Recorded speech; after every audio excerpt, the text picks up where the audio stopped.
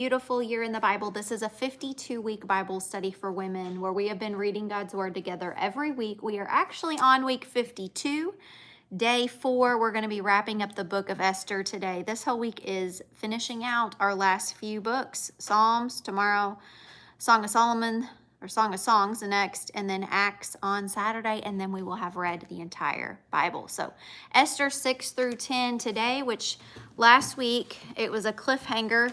It was a bummer to have to end it where we did, but we get to finish it today. So Mordecai honored, chapter 6. That night the king could not sleep, so he ordered the book of the Chronicles, the records of his reign, to be brought in and read to him. It was found recorded there that Mordecai had exposed Bigthana, Bigthana, and Teresh, two of the king's officers who guarded the doorway, who had conspired to assassinate King Xerxes. What honor and recognition has Mordecai received for this? The king asked. Nothing has been done for him, his attendant answered. The king said, who was in the court? Now Haman had just entered the outer court of the palace to speak to the king about impaling Mordecai on the pole he had set up for him. His attendants answered, Haman is standing in the court. Bring him in, the king ordered. When Haman entered, the king asked him, what should be done for the man the king delights to honor? Now Haman thought to himself, who is there that the king would rather honor than me?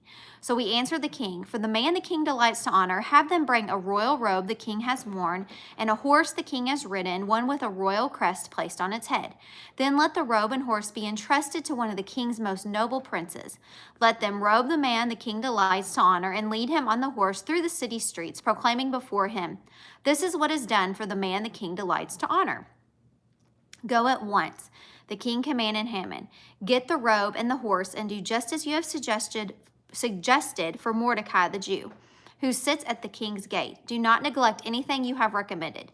So Haman got the robe and the horse. He robed Mordecai and led him on horseback through the city streets, proclaiming before him, this is what is done for the man the king delights to honor. Afterward, Mordecai returned to the king's gate, but Haman rushed home with his head covered in grief and told Zeresh, his wife, and all his friends everything that had happened to him.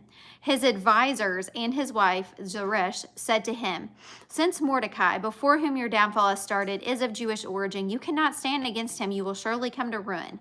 While they were still talking with him, the king's eunuchs arrived and hurried Haman away to the banquet Esther had prepared. Chapter 7, Haman impaled. So the king and Haman went to Queen Esther's banquet, and as they were drinking wine on the second day, the king again asked, Queen Esther, what is your petition? It will be given you. What is your request? Even up to half the kingdom it will be granted.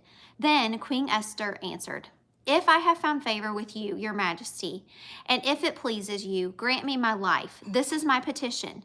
And spare my people, this is my request. For I and my people have been sold to be destroyed, killed, and annihilated. If we had merely been sold as male and female slaves, I would have kept quiet, because no such distress would justify disturbing the king. King Xerxes asked Queen Esther, who is he? Where is he, the man who has dared to do such a thing? Esther said, an adversary, an enemy, this vile Haman. Then Haman was terrified before the king and queen.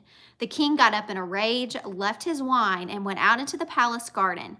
But Haman, realizing that the king had already decided his fate, stayed behind to beg Queen Esther for his life. Just as the king returned from the palace garden to the banquet hall, Haman was falling on the couch where Esther was reclining. The king exclaimed, will he even molest the queen while she is with me in the house? As soon as the word left the king's mouth, they covered Haman's face. Then Arbona, one of the eunuchs attending the king, said, a pole reaching to a height of 50 cubits stands by Haman's house. He had it set up for Mordecai, who spoke up to help the king. The king said, impale him on it. So they impaled Haman on the pole he had set up for Mordecai. Then the king's fury subsided. Chapter 8, the king's edict in behalf of the Jews. That same day, King Xerxes gave Queen Esther the estate of Haman, the enemy of the Jews. And Mordecai came into the presence of the king, for Esther had told him how he was related to her. The king took off his signet ring, which he had reclaimed from Haman, a present, and presented it to Mordecai. And Esther appointed him over Haman's estate. Esther again pleaded with the king, falling at his feet and weeping. She begged him to put an end to the evil plan of Haman the Agagite, which he had devised against the Jews. Then the king extended the gold scepter to Esther, and she arose and stood before him. If it pleases the king, she said, and if he regards me with favor and thinks it the right thing to do, and if he is pleased with me, let an order be written overruling the dispatches that Haman, son of Hammedatha, the Agagite, devised and wrote to destroy the Jews in all the king's provinces. For how can I bear to see disaster fall on my people? How can I bear to see the destruction of my family? King Xerxes replied to Queen Esther and to Mordecai the Jew, because Haman attacked the Jews, I have given his estate to Esther, and they have impaled him on the pole he set up. Now write another decree in the king's name, in behalf of the Jews, as seems best to you, and seal it with the king's signet ring. For no document written in the king's name and sealed with his ring can be revoked. At once, the royal secretaries were summoned on the 23rd day of the third month, the month of Sivan. They wrote out all Mordecai's orders to the Jews and to the satraps, governors, and nobles of the 127 provinces, stretching from India to Cush. These orders were written in the script of each province and the languages of each people, and also to the Jews in their own script and language. Mordecai wrote in the name of King Xerxes, sealed the dispatches with the king's signet ring, and sent them by mounted couriers who rode fast horses especially bred for the king. The king's edict granted the Jews in every city the right to assemble and protect themselves, to destroy, kill, and annihilate the armed men of any nationality or province who might attack them and their women and children, and to plunder the property of their enemies. The day appointed for the Jews to do this in all the provinces of King Xerxes was the 13th day of the 12th month, the month of Adar. A copy of the text of the edict was to be issued as law in every province and made known to the people of every nationality, so that the Jews would be ready on that day to avenge themselves on their enemies. The couriers riding the royal horses went out, spurred on by the king's command, and the edict was issued in the citadel of Susa. Verse 15, the triumph of the Jews. When Mordecai left the king's presence, he was wearing royal garments of blue and white, a large crown of gold, and a purple robe of fine linen. And the city of Susa held a joyous celebration. For the Jews, it was a time of happiness and joy, gladness and honor. In every province and in every city to which the edict of the king came, there was joy and gladness among the Jews, with feasting and celebration. And many people of other nationalities became Jews because fear of the Jews had seized them. Chapter 9. We have 9 and 10, and then that wraps up Esther. On the 13th day of the 12th month, the month of Adar, the edict commanded by the king was to be carried out. On this day, the enemies of the Jews had hoped to overpower them, but now the tables were turned, and the Jews got the upper hand over those who hated them. The Jews assembled in their cities in all the provinces of King Xerxes to attack those determined to destroy them. No one could stand against them because the people of all the other nationalities were afraid of them. And all the nobles of the provinces, the satraps, the governors, and the king's administrators helped the Jews because fear of Mordecai had seized them. Mordecai was prominent in the palace. His reputation spread throughout the provinces, and he became more and more powerful. The Jews struck down all their enemies with the sword, killing and destroying them, and they did what they pleased to those who hated them. In the citadel of Susa, the Jews killed and destroyed 500 men.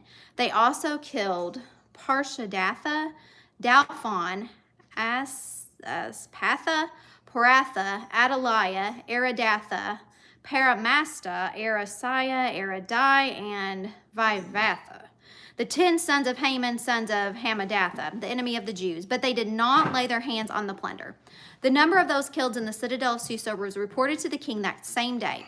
The king said to Queen Esther, the Jews have killed and destroyed 500 men and the 10 sons of Haman in the citadel of Susa. What have they done in the rest of the king's provinces? Now, what is your petition? It will be given you. What is your request? It will also be granted. If it pleases the king, Esther answered, give the Jews in Susa permission to carry out this day's edict tomorrow also, and let Haman's 10 sons be impaled on poles. So the king commanded that this be done. An edict was issued in Susa, and they impaled the 10 sons of Haman. The Jews in Susa came together on the 14th day of the month of Adar, and they put to death in Susa 300 men, but they did not lay their hands on the plunder. Meanwhile, The remainder of the Jews who were in the king's provinces also assembled to protect themselves and get relief from their enemies. They killed 75,000 of them, but did not lay their hands on the plunder. This happened in the 13th day of the month of Adar, and on the 14th they rested and made it a day of feasting and joy. The Jews in Susa, however, assembled on the 13th and 14th, and then on the 15th day they rested and made it a day of feasting and joy. That is why rural Jews, those living in villages, observe the 14th of the month of Adar as a day of joy and feasting, a day for giving presents to each other. Verse 20, Purim established. Mordecai recorded these events, and he sent letters to all the Jews throughout the provinces of King Xerxes, near and far, to have them celebrate annually the 14th and 15th days of the month of Adar, as the time when the Jews got relief from their enemies, and as the month when their sorrow was turned into joy, and their mourning into a day of celebration. He wrote them to observe the days as days of feasting and joy, and giving presents of food to one another and gifts to the poor. So the Jews agreed to continue the celebration they had begun, doing what Mordecai had written to them. For Haman, son of Hammedatha, the Agagite, the enemy of the Jews, had plotted against the Jews to destroy them, and had cast the pur, that is the lot, for their ruin and destruction. But when the plot came to the king's attention, he issued written orders that the evil scheme Haman had devised against the Jews should come back onto his own head, and that he and his son should be impaled on poles. Therefore, these days were called Purim, for the word pur, because of everything written in this letter and because of what they had seen and what had happened to them. The Jews took it on themselves to establish the custom that they and their descendants and all who joined them should without fail observe these 2 days every year, in the way prescribed and in the time appointed. These days should be remembered and observed in every generation by every family, and in every province and in every city. And these days of Purim should never fail to be celebrated by the Jews, nor should the memory of these days die out among their descendants. So Queen Esther, daughter of Abihail, along with Mordecai the Jew, wrote with full authority to confirm this second letter concerning Purim. And Mordecai sent letters to the Jews in the 127 provinces of Xerxes' kingdom, words of goodwill and assurance to establish these days of Purim and their designated times, as Mordecai the Jew and Queen Esther had decreed for them, and as they had established for themselves and their descendants in regard to their times of fasting and lamentation. Esther's decree confirmed these regulations about Purim, and it was written down in the records. Chapter 10, the greatness of Mordecai. King Xerxes imposed tribute throughout the empire to its distant shores, and all his acts of power and might, together with a full account of the greatness of Mordecai, whom the king had promoted, are they not written down in the book of the annals of the king of Media and Persia? Mordecai the Jew was second in rank to King Xerxes, preeminent among the Jews, and held in high esteem by his many fellow Jews, because he worked for the good of his people and spoke up for the welfare of the Jews. Oh, that was a very short chapter 10. Only 3 verses. That's it. We are done. We just finished the book of Esther. Tomorrow we're going to be in Psalms, and we'll be finishing the book of Psalms as well. So if you enjoyed hearing God's word read today, be sure to give it a thumbs up. And then if you don't want to miss our Bible readings, be sure to subscribe. And I'll see you guys tomorrow. And we only have 3 more days. See ya.